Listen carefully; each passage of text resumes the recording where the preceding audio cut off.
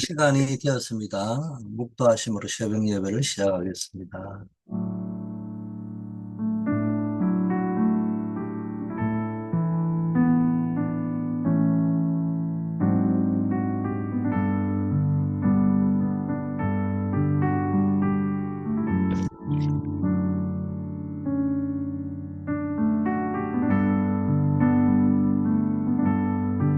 아버지 하나님, 오늘 하루도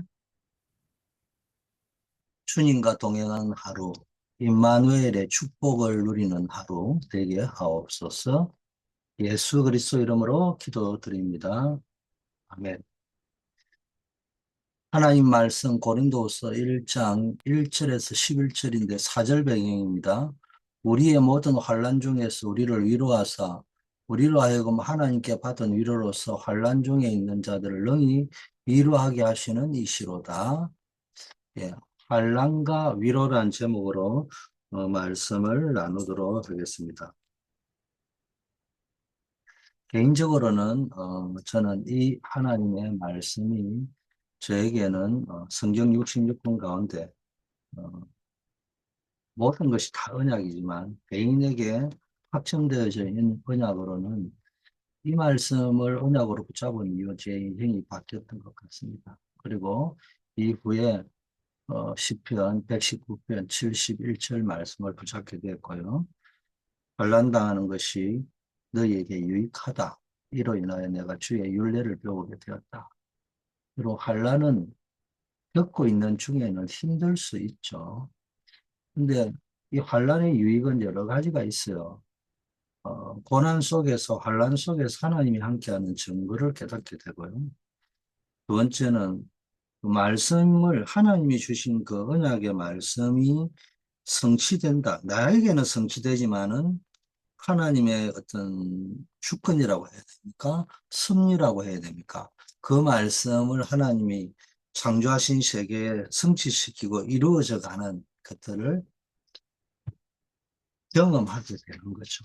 그리고 이게 경험이 안 되어지면요, 신앙생활 하기가 힘듭니다. 왜냐하면은 성경에는 축복이라고 이야기하는 고난이 올 때가 있거든요. 그 고난이라고 할 때 고난 안에도 하나님이 숨겨놓은 축복이 있단 말이에요. 이러면 이제 헷갈리기 시작한다고. 그런데 이 고난과 환난을 통해서 하나님이 함께하는 증거를 가지고 있고 하나님의 말씀이 이렇게 이스라엘 백성을 고난 가운데 끌고 가는 것이 아니고 사실은 그 속에 하나님이 숨은 계획이 있었구나. 요셉이 이걸 깨달아 버렸잖아요. 그러니까 흔들리지 않는 겁니다. 근데 대부분의 사람은 메시지 많이 듣는데 조그만 환란 오고 문제 오고 시험거리 오면 시험 들어버리잖아요. 뭐가 안 됩니까? 이걸 경험을 안 하는 거예요. 이걸 경험 안 하면 어디 의지하느냐? 누군가가 나를 시험 들지 말게 해주면 좋겠다. 이렇게 살아가는 겁니다. 살아가다 보면요. 상대방에게 시험을 주려고 한 게 아니고 인생이 살다 보면은 본능적으로 내부터 살아야 되겠다는 본능이 위기가 오면은 사람들이 뭐 특별하게 뭐 엄마나 아버지 같은 경우에는 위기가 오면 자식은 혹시 생각할지 모르지만 대부분의 사람이 본능이 급한 일이 생기면 내부터 먼저 챙기는 경향들이 있지 않습니까? 아무 동기가 없어요. 옆에 사람을 죽이려고 한 것도 아니고 그냥 살고자 하는 본능 속에서 또는 무의식적인 행동을 했는데 상처가 있는 사람은 받아들이기를 이게 나를 어, 죽이려고 하는 거구나 막 이렇게 받아들이실 수도 있습니다. 그러나 말씀의 언약을 딱 붙잡고 있는 사람은 요동치 않는 겁니다. 세 번째가 뭐냐? 환란에 주시는 이유가 우리가 이 환란 중에서 하나님의 위로 하나님이 함께하는 증거 하나님의 말씀이 이루어지는 증거를 가지고 있으면은 내가 이 환란 중에 받은 위로 증거가 있기 때문에 또 다른 환란 받은 사람들을 능히 말씀으로 내 언약을 가지고 뭡니까? 위로해 줄 수 있다는 겁니다. 단순한 말로 위로한다 이런 말이 아니고 하나님의 살아계신 증거를 가지고 하나님은 이렇게 인도하더라. 그래서 뭡니까? 요셉이 형들을 위로한 겁니다. 그 위로가 뭡니까? 뭐 좋은 말하고 따뜻한 말 하는 것만 위로한 게 아니고 가장 큰 위로가 뭐예요? 형들이 나를 파는 것을 연연해 하지 마라. 하나님께서 형들을 손을 통해서 나를 이곳까지 보내셨고 종리로 삼으셨다. 그게 최고의 위로 아니겠습니까? 밥을 줄 수 있는 자가 된다 이 말입니다. 자, 반란을 당할 때 너무 힘들고 어려우니까 대부분 실수하거나 착각을 합니다. 또 문제 해결을 위해 사람을 찾기도 합니다. 아니, 문제 해결을 위해 사람을 찾아가는 것이 나쁘다는 말이 아니에요. 문제는 기도하지 않는다는 거예요. 또 하더라도 근성으로 뭐 폼 잡고 한번 하는 거지. 그냥 사람 찾으러 가버립니다. 하나님을 찾지 않는 거예요. 심지어는 자살하는 사람도 있습니다. 바울은 환란 중에 하나님의 위로를 받고 하나님을 찬송한다고 고백했습니다. 환란과 재앙이 구원받은 하나님의 자녀에게는 축복이요 발판이요 기회지만요.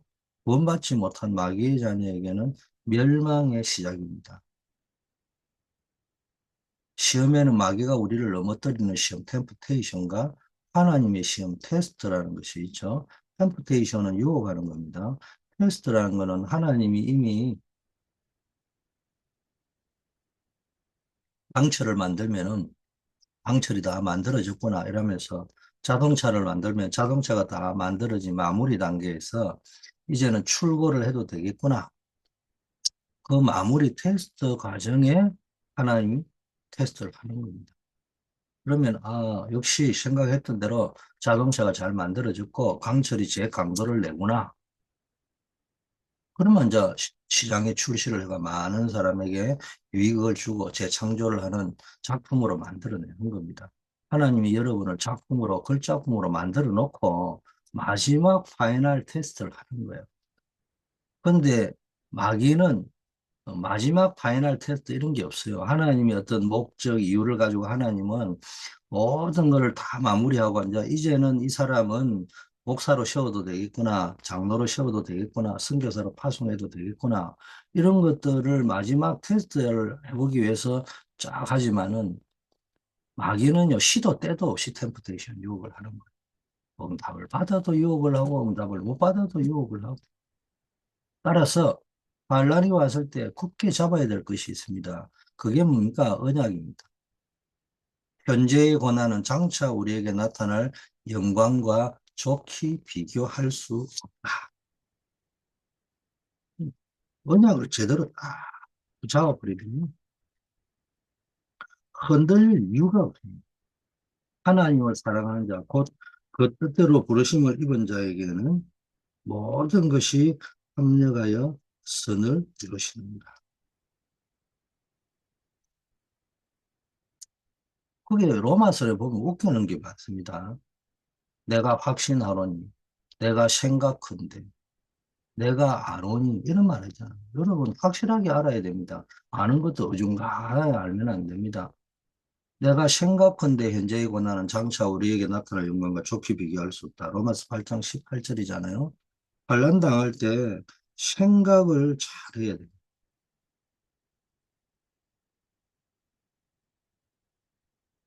로마서 8장 28절에는 우리가 알거니와 하나님을 사랑하는 자, 곧 그 뜻대로 부르심을 입은 자에게는 모든 것이 합력하여 선을 이룬다. 그럼 정확하게 알아야 됩니다. 증거가 있어야 정확하게 알지. 없으면요, 이 환란 당하면 이 죽는 거 아닌가? 그 두려움에 휩쓸려 버리는 겁니다. 세 번째는 이 환란이 오는 것은 그 속에서 내가 하나님으로부터 받은 위로를 받아가지고 어려움 당하는 또 다른 사람을 살릴 수 있다는 거예요. 그게 오늘 고린도서 1장 4절 말씀입니다. 하나님은 큰 사망의 소리를 건지셨고 또 건지실 것입니다. 여러분 고린도서 1장 10절 말씀 이런 말씀이 여러분 속에 딱 암송이 되어져 있고요. 확인이 딱 되어져 있으면 두려울 게 하나도 없어요. 여러분 증거 있습니까? 하나님이 큰 사망에서 나를 건지셨던 증거가 있습니까? 그러면은 그 속에서 우리가 무슨 증거를 가지고, 그 전에 나를 건지셨다면 앞으로도 나를 건지실 것이다. 또 이후에도 건지시기를 바란다. 다윗이 뭐라고 했습니까? 골리앗과 싸울 때 뭐라고 했습니까? 하나님께서 나를 온갖 사자의 발톱에서 구원하실 그 하나님께서 지금 하나님을 우습게 여기는 이 망령된 골리앗의 손에서도 나를 능히 건지실 것이다. 이렇게 고백했잖아요. 이거 뭐 단순히 멋있는 말을 한 게 아닙니다. 우리는 뭐 멋있는 말만 하면 되는 줄 아는데, 신앙생활은 결코 멋있는 말에 막 어디 뭐 백일장 하는 게 아니란 말이에요. 증거를 딱 붙잡아 버리면은 어떤 문제가 와도 흔들리지 않습니다. 그래서 하나님께 완전히 맡기고 소망의 언약을 굳게 붙잡고 기도하시는 여러분 되기를 축복합니다. 반란을 두려워하지 말아야 됩니다. 평소에 하나님을 믿지 않고 염려하고 두려워하는 부분에 반란이 온 겁니다. 늘 보면요, 욥이 믿음이 좋았지만요, 사실은 이 믿음 단계를 넘어선 염려 단계까지 들어가 있는 거예요. 겉으로 보면은 욥이 굉장히 믿음이 좋아 보여. 딸들이 어디 갔다, 요즘 말하면 어디 밖에 갔다 오고 파티에 갔다 오면은 죄 지은 건 없는가 싶어서 제사 지내고 막 이렇게 했는데 결국은 그가 염려했던 그대로 위기가 온 거잖아요. 여러분이 정말 이 환란의 가치, 증거를 경험하고 있는 사람들은 결코 내게 어려움과 환란이 오는 것을 두려워하지 않습니다. 그렇기 때문에 염려하지 않습니다. 우리가 다투고 분내고 염려할 때 마귀가 틈을 타요. 마귀는요, 항상 틈새를 공격한단 말이에요. 서로 간에 이간질하고 다투고 분내고 염려할 때. 그래서 모든 염려를 주께 맡기고 하나님의 언약을 정확하게 굳게 붙잡아야 됩니다. 두려워하지 말라. 주님이 함께 하시기 때문에. 두 번째, 반란은 소망과 축복의 통로가 됩니다. 세계복음화의 길이 됩니다. 모세는 노예 시대에 피제사의 언약을 잡았을 때 하나님이 사용하셨는데 그때 모세의 나이가 80세였습니다. 블레셋이 괴롭힐 때 언약 가진 사무엘이 살아있는 동안 전쟁이 없었습니다. 다윗에게 골리앗은 기회가 되었고 초대교회는 최악의 위기 속에서 언약 가진 사람들이 모였을 때 성령이 역사하셨습니다. 80이 되어도요. 언약을 딱 붙잡으니까 하나님 사용하시잖아요.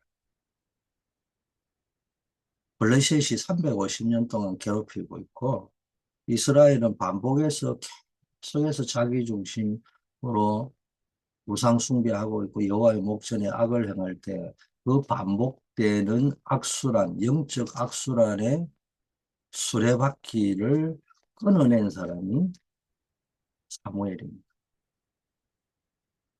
다윗은 어, 언약적으로는 사무엘이 다윗에게 기름을 부어 받을 그때가 언약적으로 왕이 되었지만 전 세계에 공개적으로 이제는 왕의 시간표를 알리는 때가 언제냐?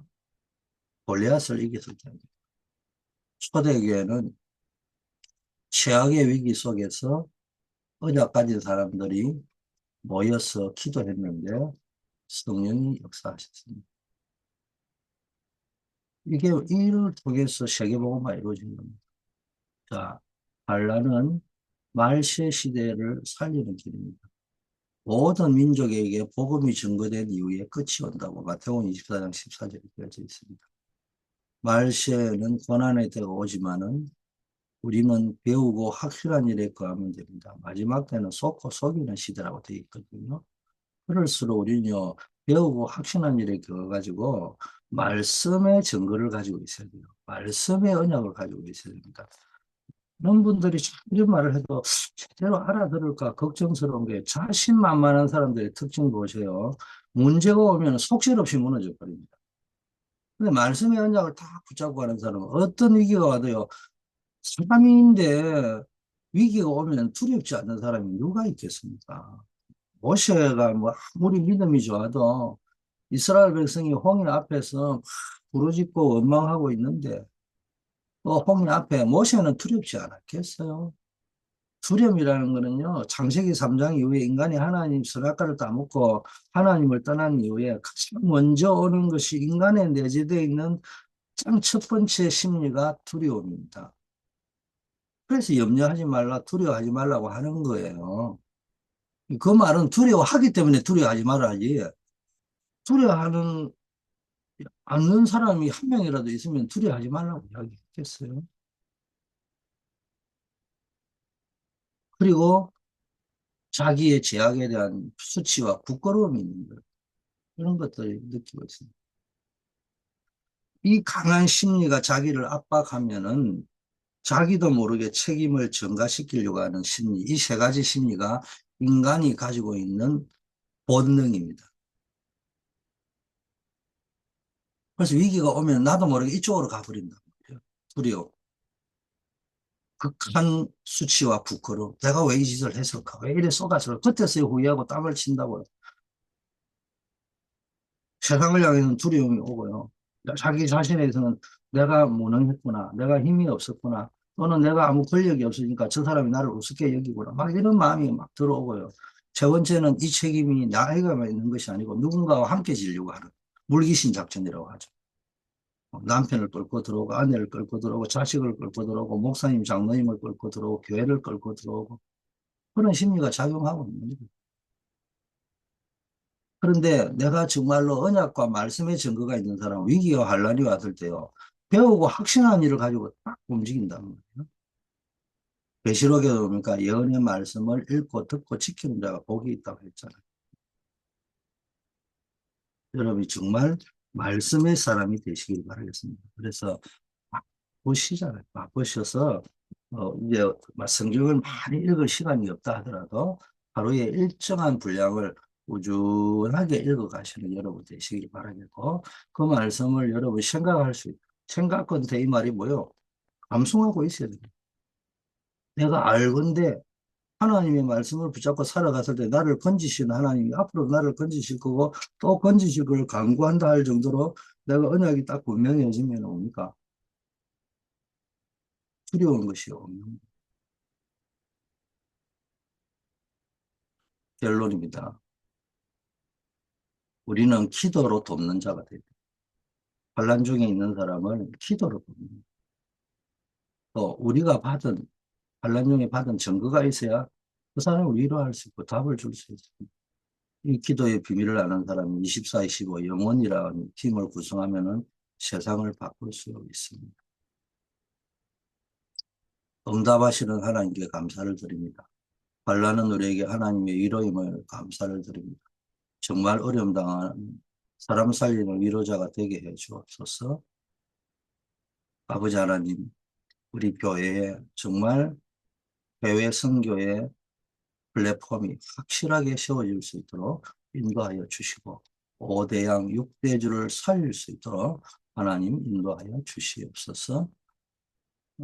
이제 또 남미 선교 캠프에 파라과이를 또 앞두고 기도하고 있습니다. 하나님 인도하여 주시고 그것에도 새로운 제자들이 세워지고 또 생명운동 플랫폼이 서게 하옵소서. 국내 우리 이번에 또 3월 30일 전반기 새생명 초청 캠프 주일을 놓고 기도하고 있습니다. 예비 캠프가 이제 이번 주일날 또 진행이 됩니다. 하나님 시간 은혜를 더하여 주시옵소서.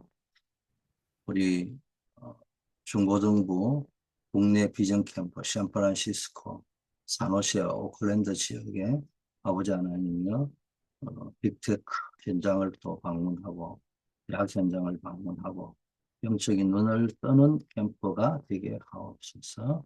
오늘도 매일 현장으로 나아가는 현장 전도자들, 직장 선교사들, 캠퍼스 선교사들, 군 선교사들에게 힘을 더하시고 전도운동의 플랫폼이 세워질 수 있도록 하나님께서 역사하여 주시옵소서. 우리 교회 안에 삶들이 아버지 하나님의 플랫폼이 세워져야 되겠습니다.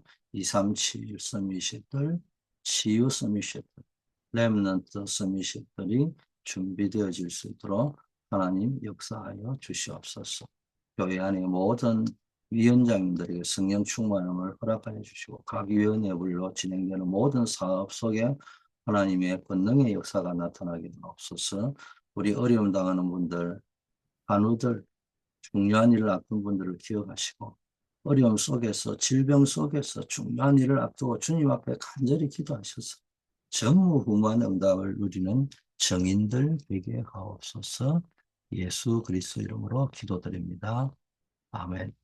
만왕의 왕이신 우리 주 예수 그리스도의 은혜와 하나님 아버지의 무한하신 사랑하심과 성령님의 교통, 충만, 역사하심이 날 깨어서 새벽을 밝히는 기도의 용사들 위에 또 환란 속에서 하나님 주시는 위로를 가지고 많은 사람을 위로하고 살리는 자 되기를 소원하는 분들 위해 이제부터 영원까지 함께 계실지어다.